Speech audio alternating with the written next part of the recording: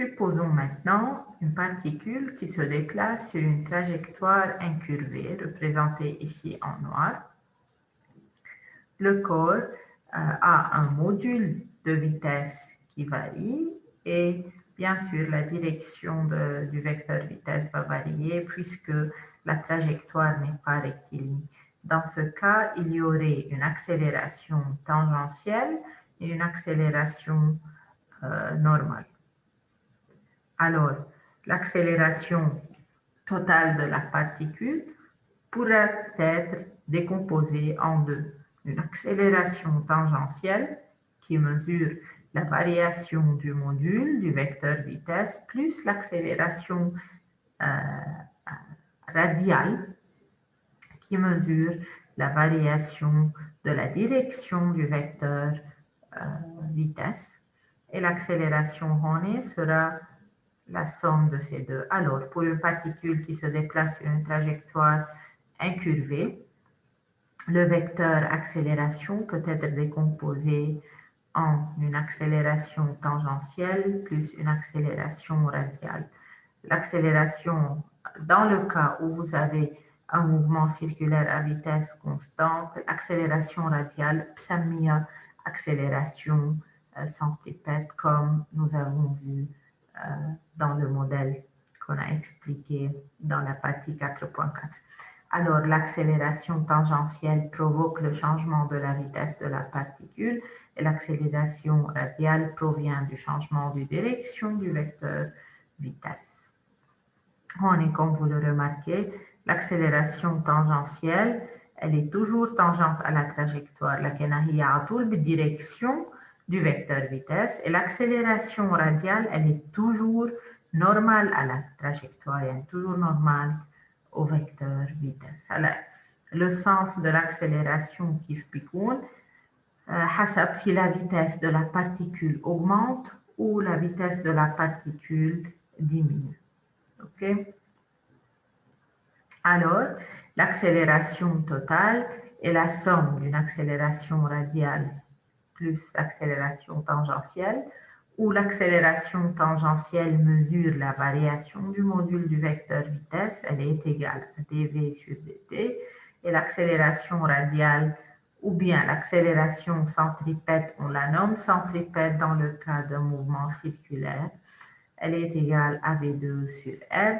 L'amplitude de l'accélération, elle est égale à racine carrée de AR2 plus AT2. Traitons l'exemple 4.7 de votre livre. Une voiture au repos subit une accélération constante vers l'avant de 0,3 mètres par seconde carré parallèle à la route. Elle passe sur une élévation de la route dont le dessus a la forme d'un cercle ayant un rayon de 500 mètres. Là, vous avez une voiture qui se déplace sur une route. Elle arrive sur une élévation. OK? Le rayon, un cercle. Le rayon est de 500 mètres. OK? Au moment où la voiture est sur le dessus de l'élévation, elle se déplace horizontalement à 6 mètres par seconde. Quels sont les modules, le module et la direction du vecteur accélération totale à ce moment? Il faut déterminer l'accélération totale.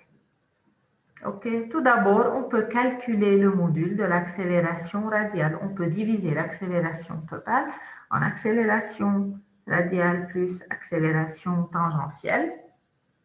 L'accélération tangentielle est donnée ici, elle est parallèle à la route. Elle est de 0,3 mètres par seconde carré. L'accélération radiale peut être calculée, elle est égale à V2 sur R. V est donné ici. Et le rayon est de 500 mètres, il est donné là. Alors, vous pouvez calculer l'accélération radiale entre l'accélération tangentielle. Alors, le module de l'accélération totale est égal à R carré plus AT carré et on peut le calculer. Maintenant,